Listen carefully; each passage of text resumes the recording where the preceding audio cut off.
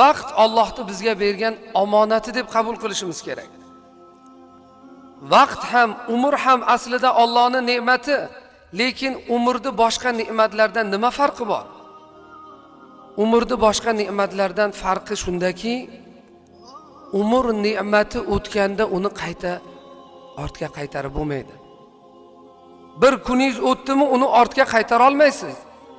Kechagi kuningizga qayta olmaysiz. Kechagi kuningiz uchun biror ish qila olmaysiz. O'tdi, ketdi. Lekin dunyoni boshqa ne'matlari qo'lingizdan ketsa, yana qaytarib olishingiz mumkin. Har qanday boylikni nima qilish mumkin? Qaytarib olishingiz mumkin, lekin vaqtni, umrni qaytarib bo'lmaydi, birodarlar. Shuning uchun ham bu omonat.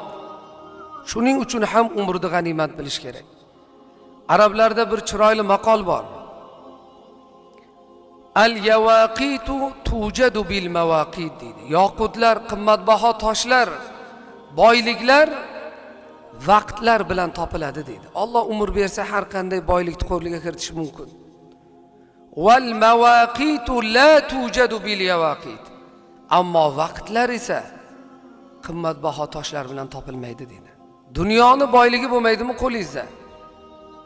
Arzimagan bir kasallik bilan vafot etishingiz mumkin. Yo umringizni bir lahzaga uzaytira olmaysiz. Dunyoni boyligi bo'lsa ham. Dunyoni tabiblari yoningizda bo'lsa ham. Bir lahzaga umringizni kechiktira olmaysiz. Qiymatsiz dunyoni moli dunyosi.